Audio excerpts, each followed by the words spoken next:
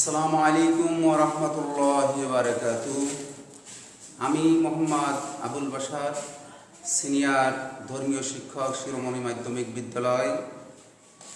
আমি অনলাইন ক্লাসে সপ্তম শ্রেণীর সকল শিক্ষার্থীকে অংশগ্রহণের জন্য আহ্বান জানাচ্ছি। আজকে সপ্তম শ্রেণীর ইসলাম ও নৈতিক শিক্ষা বিষয়ের পাঠদান শুরু হবে।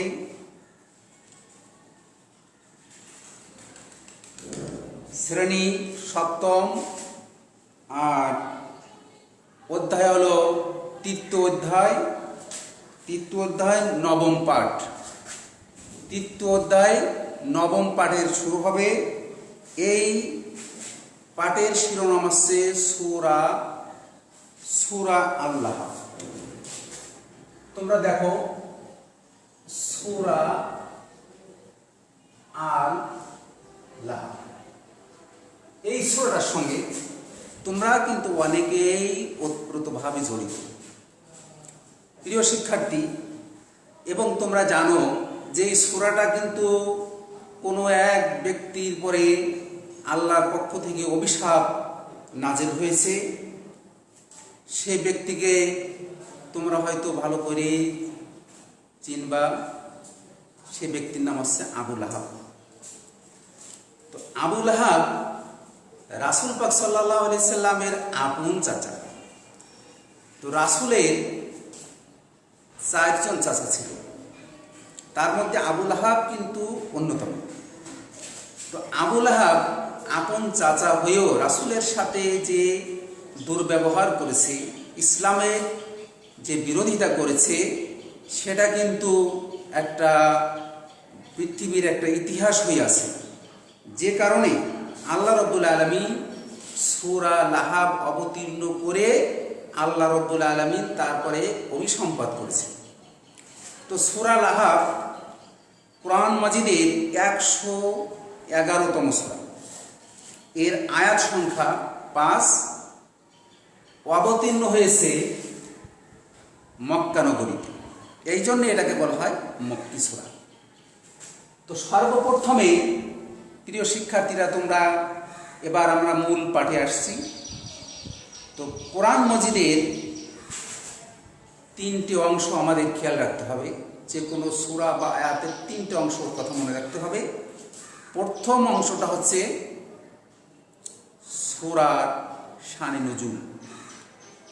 শানে নুজুল তোমরা আগেও পড়েছো, আরও নিচের ক্লাস 6-এ পড়েছো।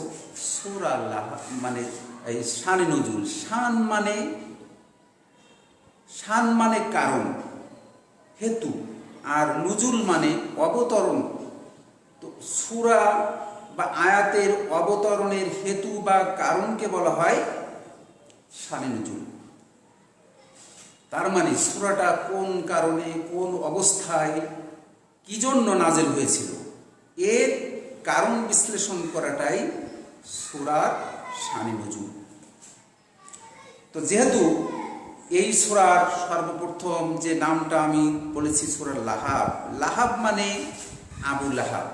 রাসূলের আপন চাচার নাম আবু লাহাব। তো আবু লাহাবকে অভিশাপ করে আল্লাহ রাব্বুল আলামিন যে সূরাটা অবতীর্ণ করেছেন, এর নাম দেওয়া হয়েছে সূরা লাহাব। যেহেতু লাহাবের সম্পর্কে সূরাটা অবতীর্ণ হয়েছে, এই জন্য সূরাটার নামকরণ করা হয়েছে সূরা লাহাব। প্রিয় শিক্ষার্থীরা, দেখো, আল্লাহ রাব্বুল আলামিন যাকে হিদায়াত দিবেন, সে ছাড়া কেউই কিন্তু হিদায়াত পাবে না। আর আল্লাহ যাকে গোমরাহি করবেন, তাকে কেউই ভালো করতে পারবে না। যেমন রাসূলের আরও চাচারা ছিলেন। একজন ছিলেন আবু সুফিয়ান, একজন ছিলেন হামজা রাদিয়াল্লাহু তাআলা আনহু, আমির হামজা যাকে বলা হয়। এই দুই ব্যক্তি কিন্তু ইসলাম গ্রহণ করেছে রাসূলের কাছে। আর আবু লাহাব, আবু তালিব, এই দুই চাচা, চার চাচার কথা বলেছিল, এই দুই চাচা কিন্তু ইসলাম গ্রহণ করতে পারেনি। আচ্ছা, আচ্ছা, এই সমাজে কিন্তু প্রিয় শিক্ষার্থীরা তোমাদের আর একটা কথা বলে রাখি যে রাসূল পাক সাল্লাল্লাহু আলাইহি সাল্লামের মানে মানুষের একটা ধারণা আছে আবু জেহেল রাসূলের চাচা। না, এটা আপন চাচা না, মানে বংশীয় চাচা, কিন্তু আপন না। অনেকে বলে আবুল হাব তো রাসূলের আপন চাচা ছিল, সে রাসূলের সাথে বিরোধিতা করেছে। এটা বিরোধিতা করেছে ঠিক আছে, কিন্তু সে আপন চাচা নয়। আপন চাচা হলো চারজন: হামজা রাদিয়াল্লাহু তাআলা আনহু, আবু সুফিয়ান, আবু তালিব আর আবুল হাব। এই চারজন রাসূল পাক সাল্লাল্লাহু আলাইহি ওয়াসাল্লামের আপন চাচা। তো আল্লাহ পাক দুইজনকে কবুল করেছেন, আর দুইজনকে কিন্তু কবুল করেননি। প্রিয় শিক্ষার্থীরা, তোমরা আরও অবাক হবে জানলে যে রাসূল পাক সাল্লাল্লাহু আলাইহি ওয়াসাল্লামের চার চাচার মধ্যে রাসূলকে সবচেয়ে বেশি ভালোবেসেছেন, স্নেহাদর করেছেন, গাইড দিয়েছেন, হেফাজত করেছেন, রক্ষণাবেক্ষণ করেছেন তার চাচা আবু তালিব। এই আবু তালিবের মতো রাসূলকে ভালোবাসা দেওয়ার মতো কোনো মানুষ আরবের বুকে ছিল না। রাসূলের দাদা যখন রাসূল ছোটকালেই শৈশবে যখন মারা গেল, তখন আবুল হাব রাসূলের গাইডলাইন দিতে শুরু করলেন এবং তিনি নিজের জীবনের থেকেও বেশি ভালোবেসেছেন রাসূলকে, কিন্তু ঈমান গ্রহণ করতে পারেননি। সে সৌভাগ্যতা কিন্তু। তো যাক, আমরা এবার মূল পাঠে ফিরে আসছি যে শানে নুজুল, অবতরণের হেতু, অবতরণের কারণ, কোন কারণে সূরাটা অবতীর্ণ হয়েছে। তো আরব দেশের একটা নিয়ম ছিল, যদি কোনো বিপদের কোনো আভাস পাওয়া যেত, কোনো সমস্যা হতো, মানুষকে এক জায়গায় জড়ো করে কিছু বলার বিষয় হতো, তাহলে ওই সাফা পাহাড়ের উপরে যেয়ে এক লোক একটা কাপড় উড়াতো, কাপড় উড়ায় সবাইকে ডাকতো এবং সতর্ক করত। তো রাসূল পাক সাল্লাল্লাহু আলাইহি সাল্লাম যখন নবুয়ত প্রাপ্ত হলেন, নবুয়ত প্রাপ্ত হওয়ার পরে রাসূল পাক সাল্লাল্লাহু আলাইহি সাল্লামের কাছে ওহী আসলো, তুমি ইসলামকে এবার প্রকাশ্যে প্রচার করো। রাসূল পাক সাল্লাল্লাহু আলাইহি সাল্লাম এবার সাফা পাহাড়ে উঠে তিনি বললেন যে, হে কুরাইশ বংশের লোকেরা, তোমাদের কাছে আমি একটা কথা বলতে চাই। কুরাইশ বংশের লোকেরা তাকে আলামিন বলে জানতো। সবাই হাজির হয়ে গেল। মুহাম্মদ, বলো তোমার কি কথা। মুহাম্মদ সবার কাছে প্রিয়। তিনি বললেন, আমি যদি বলি এই পাহাড়ের পিছনে একদল শত্রু আছে, তোমাদেরকে আক্রমণ করবে, তাহলে তোমরা কি বিশ্বাস করবে না? সবাই বলল যে হ্যাঁ মুহাম্মদ, তোমার কথা আমরা বিশ্বাস করি, তুমি আলামিন। আচ্ছা, তো তাই যদি হয়, বিশ্বাস যদি আমার কথা হয়, তাহলে তোমাদের এক মহা বিপদের সংবাদ তোমাদেরকে জানাচ্ছি, এক দুঃসংবাদ, মহা বিপদের সংবাদ। তা সে কি সংবাদ? সেটা হলো পরর জীবনে একটা কঠিন আযাবের সম্মুখীন হতে হবে আমাদের। কঠিন বিপদ আমাদের সামনে আছে। তো এই বিপদ থেকে বাঁচতে হলে এক আল্লাহর প্রতি ঈমান আনতে হবে, লা ইলাহা ইল্লাল্লাহু মুহাম্মাদুর রাসূলুল্লাহ, এই কথার প্রতি ঈমান আনতে হবে। আর মূর্তি পূজাকে বন্ধ করতে হবে। মূর্তি পূজা, তাগুতের পূজা, দেবদেবীর পূজাকে বন্ধ করতে হবে, ওই জিনিস থেকে ফিরে আসতে হবে। তখন কুরাইশ বংশের লোকেরা ক্ষিপ্ত হয়ে গেল, হে মুহাম্মদ, তুমি কি এই কথা বলার জন্য আমাদেরকে ডেকেছ? তোমার এই কথা আমরা শুনতে আসিনি। আমাদের বাপ দাদা 1400 ধর্ম বাদ দিয়ে তোমার এক আল্লাহর প্রতি আমরা ঈমান আনবো। তুমি তো ভালোই একটা প্রস্তাব দিলে, তোমার এই প্রস্তাব আমরা মানতে রাজি না। হইচই শুরু হয়ে গেল। রাসূলের চাচা আবুল হাব তৎকালীন বেশ সামাজিক লোক, সমাজের মাতব্বর গণ্যমান্য ব্যক্তি ছিলেন, সম্মান মর্যাদার অধিকারী ছিলেন। তিনি মনে করলেন যে আমার বংশের লোকদেরকে মুহাম্মদ এইভাবে অপমানিত করলো, তাদের ধর্মকে ত্যাগ করতে বলল, আমার এই বিষয়টা মেনে নেওয়া ঠিক হবে না। হ্যাঁ, সে বলল, তাব্বালাক ইয়া মুহাম্মদ, তুমি ধ্বংস হয়ে যাও মুহাম্মদ, তুমি ধ্বংস হয়ে যাও। এই কথা বলে একটা পাথর ছুরি মারল রাসূলের দিকে, নাউজুবিল্লাহ। তখন আল্লাহ রাব্বুল আলামিন এই সূরাটা অবতীর্ণ করলেন, তাব্বাত ইয়াদা আবি লাহাব ওয়া তাব। তো তোমাদেরকে আমি প্রথম বলেছি একটা সূরার তিনটে বিষয়ের প্রতি না লক্ষ্য রাখতে হবে। একটা বিষয় আছে অবতরণের হেতু, 2 নম্বর সূরার অর্থ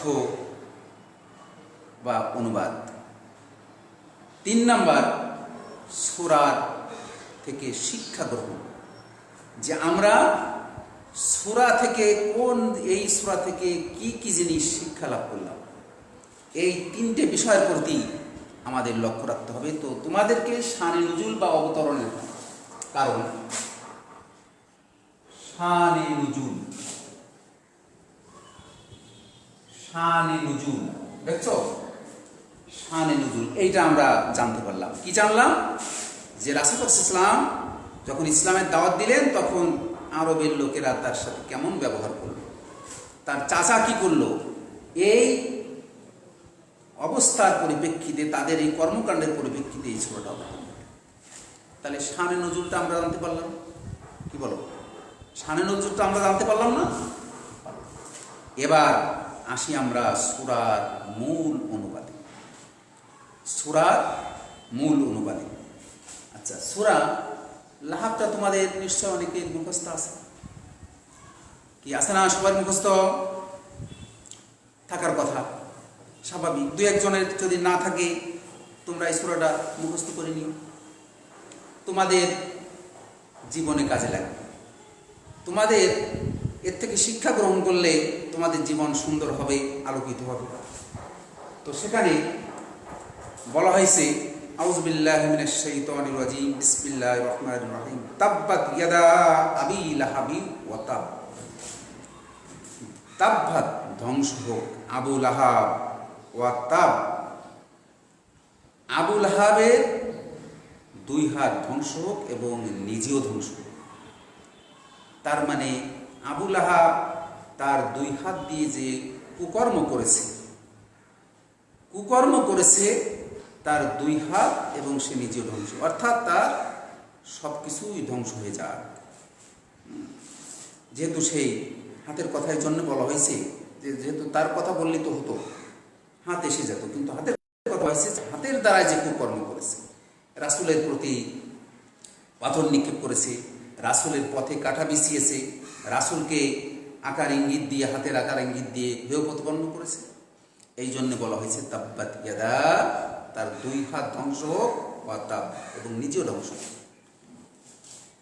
মা আগুনা আনহু মালুহু ওয়া মা কাসাব, তার অর্থ সম্পদ, মা আগনা আনহু মালুহু, তার নিজের দম্ভ, অহংকার, মর্যাদা এবং তার সম্পদ তার কোনো কাজে আসেনি।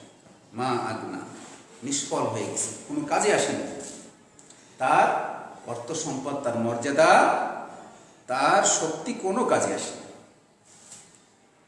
সায়াসলা নারান যাতা লাহাবি ওয়া ইমরাআতু, এই আয়াতের সাথে আবু লাহাবের সাথে কিন্তু আরেকজন জড়িয়ে গেছে। একটা মজার কথা আছে, এই স্বামী স্ত্রী এরা কিন্তু একজন আরেকজনকে যে কোনো কাজে সহযোগিতা করে। স্বামী ভালো কাজ করলে অধিকাংশ ভালো সহযোগিতা করে, স্ত্রীও ভালো হয়। আবার স্বামী যদি খারাপ কাজ করে, ওই দেখতে দেখতে স্ত্রীও কিন্তু খারাপ হয়ে যায়।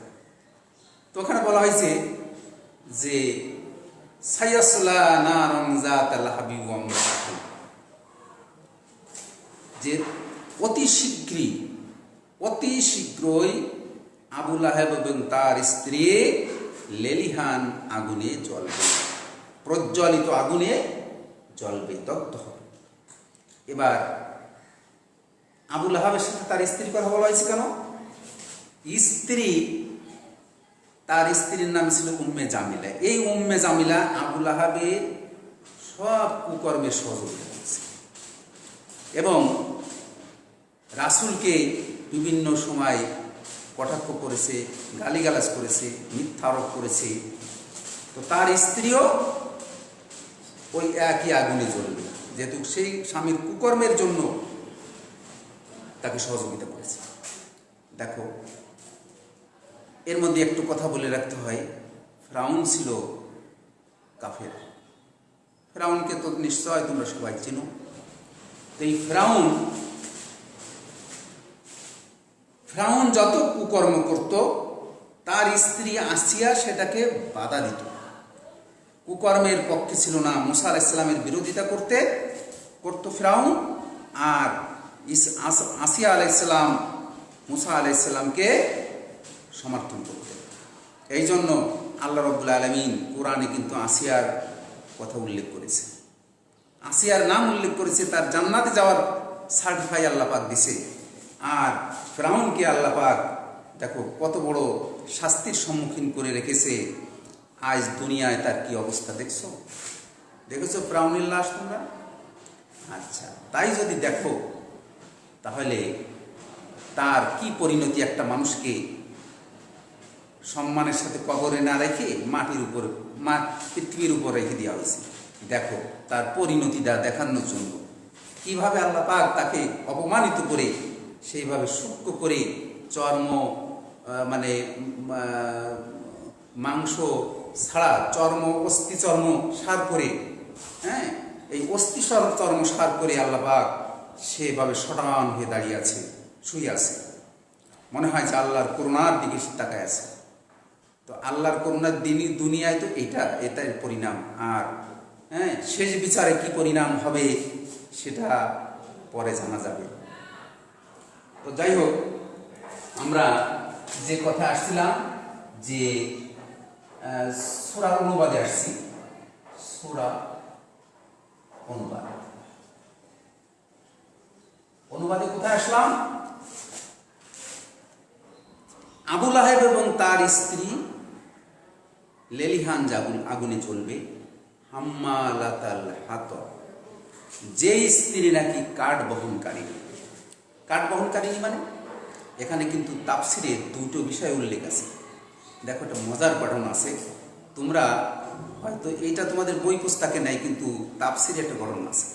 সেটা হচ্ছে যে আবু লাহাবের স্ত্রী বিষাক্ত কাটা জঙ্গল থেকে আহরণ করে রাসূলের পথে বিছায় রাখত, রাসূল যাতে কষ্ট পেত এই কাজটা করত।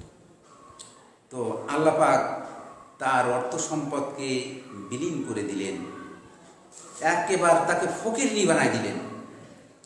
এমন এক পর্যায়ে আসলো যে তার কোনো অর্থ সম্পদই থাকলো না, মিসকিন ফকির হয়ে গেল।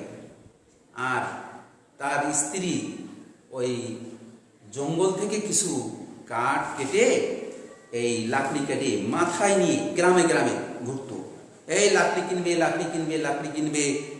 হ্যাঁ, তার মানে রাসূলের জন্য সে কাঁটাযুক্ত লাকড়ি বহন করেছে।